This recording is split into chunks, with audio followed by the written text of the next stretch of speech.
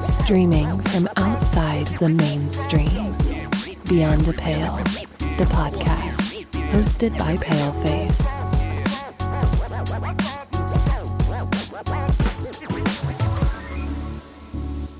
I'm excited and thankful to feature today's guest. She is a prolific and much sought-after voice actor, and you may recognize her as the talent behind my show's intro and outro segments. Nastasia Marquez, welcome to the podcast. Thank you for having me. I'm excited. Nastasia, you have a great voice, but when did you know or decide that you had a voice to be a great voice actor? Well, I started doing voiceover maybe 5 going on 6 years ago now. So, I didn't get into it with the idea that I have this beautiful voice and thus I am meant to be a voice actor. It was just something that I was interested in, and I always loved reading out loud and, recording audiobooks and things like that. So it was something that I decided to explore. So you've done audiobooks. That's very cool. Yeah. So you have this YouTube channel where you share the steps that it takes to get into voice acting. And I love the fact that you are paying it forward by sharing your story. What prompted you to do that? Well, I guess I was, getting into voice acting can be a really confusing path to take because there's not a ton of information out there. And the very first question that I get asked anytime somebody finds out that I'm a voice actor is, how did you get into something like that? Right. And I had this feeling that there were all these questions that I had whenever I first started to get into it.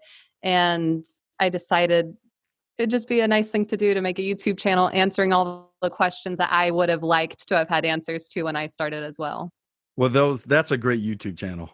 I've you. actually subscribed, so I'm one of your awesome. subscribers.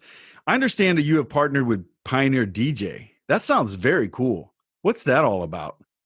Yeah, they have a line of products that they market for people who are into DJing and into mixing soundtracks and things like that. So they hired me on to do the how-to videos and instruct people on how to use their software and hardware. Oh, so you're the actually voice actor for that. Yes. That's yeah. right. How do you think that they came to know you, Pioneer DJ? They found me on Fiverr, actually. They found me on Fiverr as well. Yeah, Fiverr, that's where I found you. Fiverr is an awesome place. Not everybody is great on Fiverr, but you are. So that was great. So I always just thought that was so cool because Pioneer DJ. I used to be a rapper back in the day. So I used to actually had a song in the movie. So for me, when I see Pioneer, because we use Pioneer turntables, and other things, I thought that was pretty cool. Oh, that's awesome. Yeah. So recently, you also started working one-on-one with expert dialect coach Melissa Grogan. Yes. So tell me about that. How's that advanced your skills? I mean, the value in the work that I've been able to produce since partnering with her has been amazing. I first approached her sometime last year, and I knew that I wanted to continue my education and continue to grow my skill set and find, more range and variety and diversity within the way that I perform my scripts.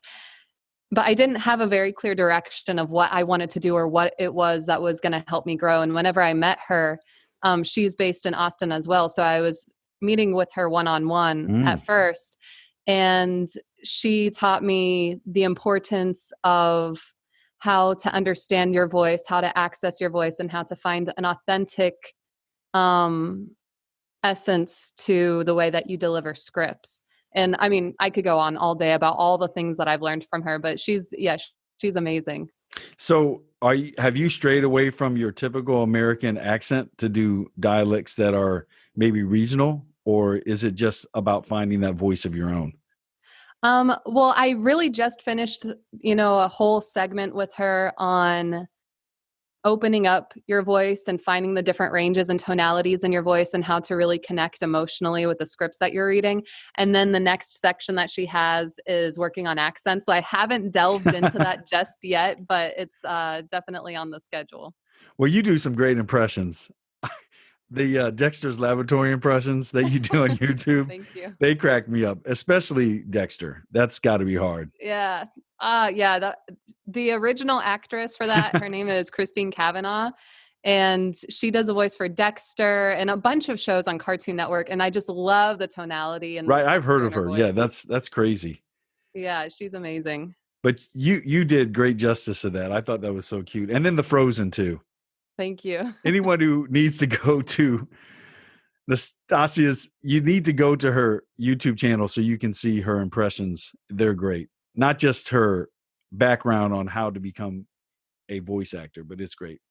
So I wanted to know, is there any particular project that you've worked on lately that you are particularly very, I guess, proud of, or that you'd like to share with the audience? Are you allowed to say? Yeah. I'm not under any non-disclosure agreements or anything at the moment. I don't know. I've had a lot of fun projects. I had some fun with some Earth Day projects that I did recently back in April. I love it whenever I really believe in the script that I'm reading and I connect to it. So I partnered with VMware and it was a whole script on being eco-friendly and reducing your carbon footprint. That's cool. Yeah. I've done a lot of video games lately that have been so much fun, but a lot of the times I don't get to see the final clips for months at a time because it's all part of a much larger project. Right. But so I never keep the name of the video game in mind because I just know the small parts that I played. But I've been having a lot of fun with video games and animation lately. Well, my son's a gamer, so I'm going to have to find out what you've done for video games so I can hear you, because I think that's very cool. Yeah. So how do you go about the switch between the different styles? So I know that you can do different styles, like you can do a style that's more energetic, or sometimes it's a little more serious or breathy. How do you go about preparing yourself to be able to do or bring the voice that you need to bring to that project? Well, the first thing that I do is I take a look at the script, and a lot of the times the vocabulary choices, and even whenever they give you a timestamp on how quickly it needs to be read, indicates the type of energy and pacing and emotion that you're gonna need to bring to the script. And I try to find what I'm seeing in the story that I'm reading and what I'm emotionally connecting to, and I try to bring that part out. And then also, if I'm having to switch between a lot of different emotions in a day, it can be very taxing, but at the same time, you have to get in a totally different mental state for different reads.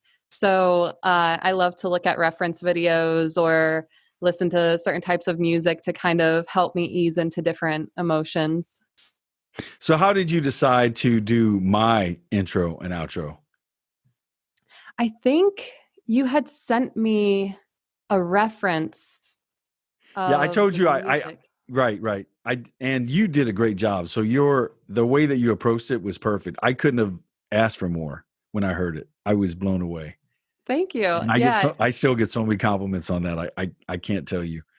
So That's awesome. You've helped up my rep considerably. So you give me a lot of credibility. I love that. Awesome. Yeah. I mean the soundtrack that you had sent over, the music track that you sent over definitely helped a lot. And then you gave me a really great description on what you were looking for.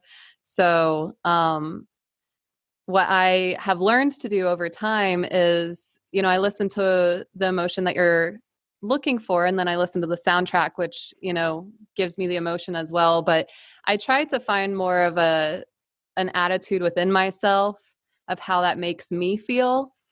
And then it kind of naturally connects. So I'm not trying to lean into anything that's like, late night jazz tone, or I'm not trying to lean into anything like, oh, listen to me, I'm so cool reading this script. I just try to, feel what everyone should be feeling whenever they listen to the music or your intro. I love that, because it doesn't sound affected or contrived at all, the work that you do. That's what amazes me. When I listen to I've listened to a lot of your work, and I'm always amazed at just how effortless it seems and how real it seems and just professional. So a lot of it I know that you do in your home studio, but how many times have you actually traveled or gone somewhere, or have you, to actually do your voice acting?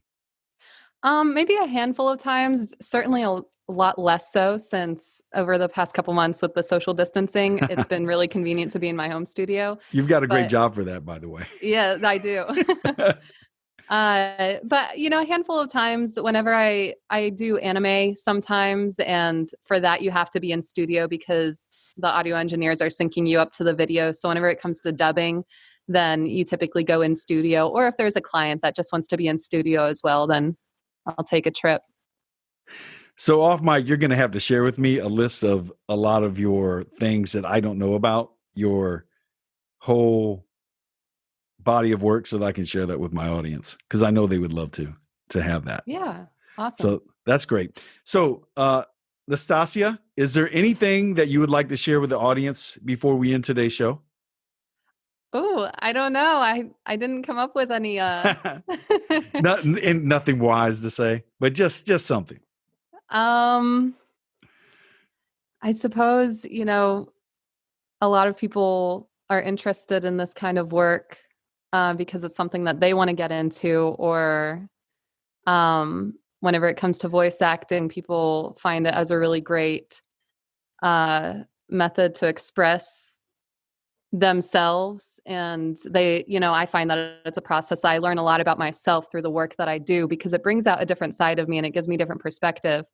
And if it's something that somebody wants to get into, then there's a lot of great avenues and you can carve your own path into it. And there's plenty of room for everybody to do it. And it's a growing field. So I encourage everyone to jump in and start playing around.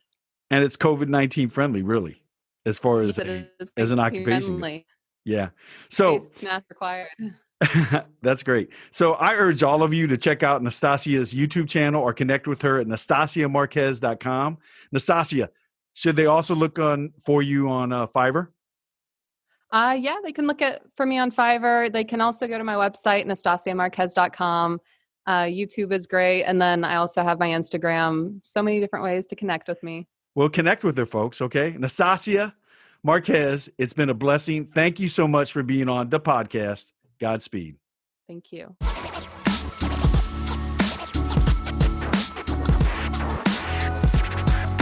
If you're interested in being a guest on Beyond a Pale, the podcast, please visit beyondapale.blog/guest.